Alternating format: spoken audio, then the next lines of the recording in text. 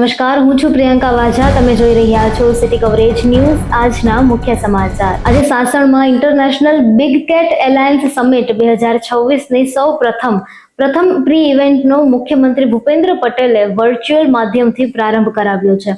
મુખ્યમંત્રી ભૂપેન્દ્ર પટેલે જણાવ્યું કે એશિયાટિક લાયન ગીરના સાવજના જતન, સંવર્ધન અને સંરક્ષણના સફળ પરિણામદાયી પ્રયાસોથી વડાપ્રધાને વિકાસ ભી વિરાસત ભી મંત્ર સાકાર કર્યો છે.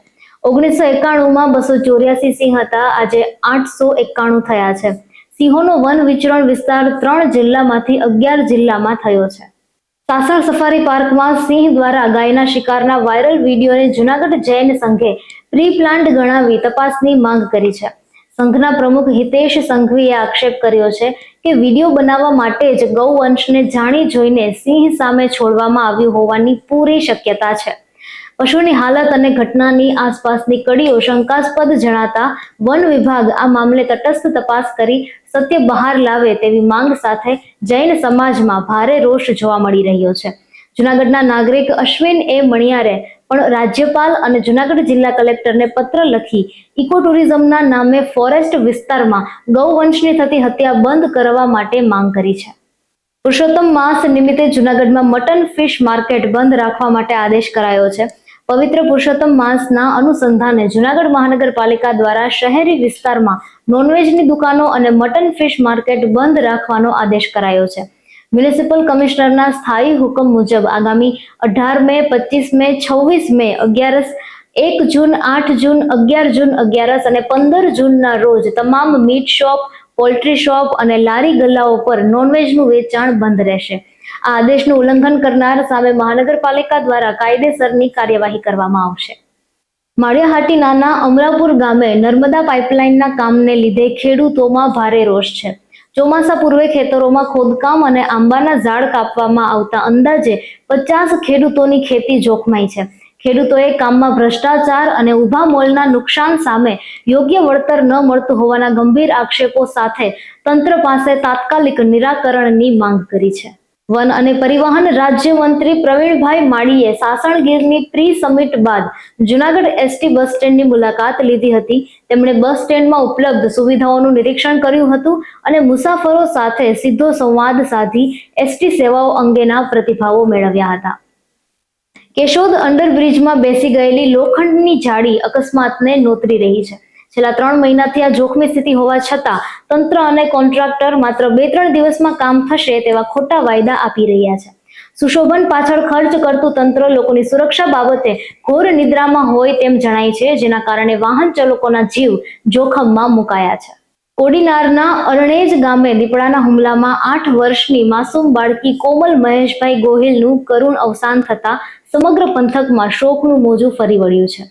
આ હૃદયદ્રાવક ઘટનાની જાણ થતાં જ કોડીનાર નગરપાલિકાના ઉપપ્રમુખ શિવાભાઈ સોલંકી તાત્કાલિક ઘટના સ્થળે દોડી ગયા હતા અને શોકગ્રસ્ત પરિવારને સાંત્વના પાઠવી હતી. તેમણે વન વિભાગના અધિકારીઓને ઉગ્ર રજૂઆત કરી આદમખોર દીપડાને સત્વરે પાંજરે પૂરવા તેમજ અસરગ્રસ્ત પરિવારને વહેલી તકે યોગ્ય સરકારી વળતર મળે તે માટે સક્રિય પ્રયાસો હાથ ધર્યા છે.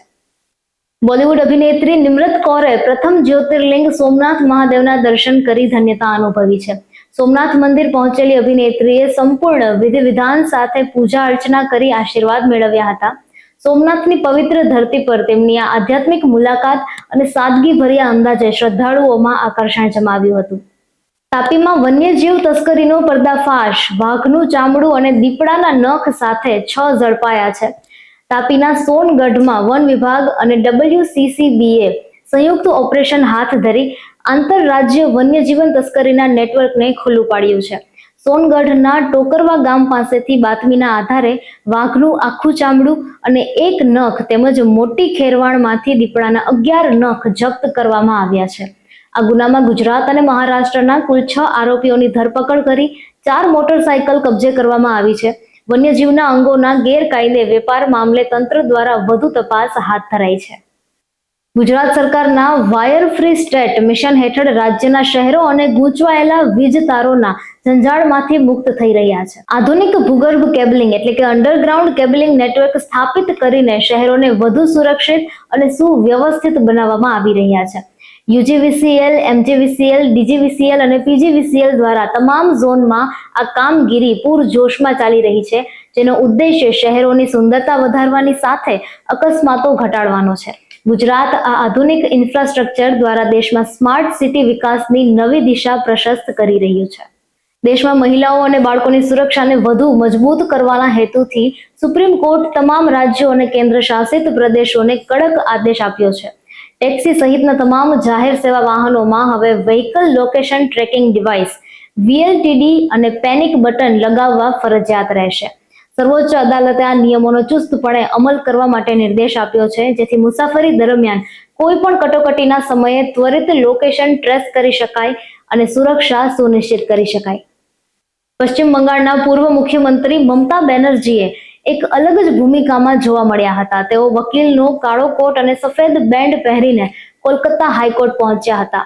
રાજ્યમાં ચૂંટણી બાદ થયેલી હિંસા અંગેની જાહેર હિતની અરજીમાં પક્ષ રાખતા તેમણે મુખ્ય ન્યાયાધીશની બેન્ચ સમક્ષ જણાવ્યું કે તેમના 10 કાર્યકર્તાઓની હત્યા થઈ છે.